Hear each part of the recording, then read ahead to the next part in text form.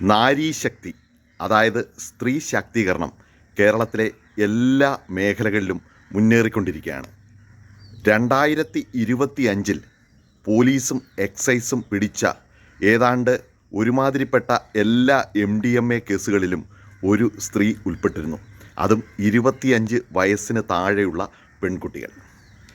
അടുത്ത വർഷം തുടങ്ങിയില്ല, അതായത് 2026 ജനുവരി പകുതിയായപ്പോഴേക്കും പിടിച്ച 10ഓളം MDMA കേസുകളിലും പെൺകുട്ടികൾ ഉൾപ്പെട്ടിട്ടുണ്ട്.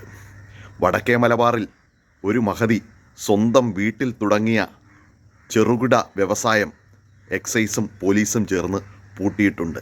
അങ്ങനെ ബിസിനസ്സിൽ നമ്മുടെ നാരീശക്തി മുന്നേറിക്കൊണ്ടിരിക്കുകയാണ്. കഞ്ചാവ് ബീച്ചിൽ ഉണക്കാനിട്ട് കാക്കയോടിക്കാനിരുന്ന് അറിയാതെ ക്ഷീണം കൊണ്ട് ഉറങ്ങിപ്പോയ മഹാത്മാവിനെയും ഇത്തരുണത്തിൽ സ്മരിക്കുന്നു.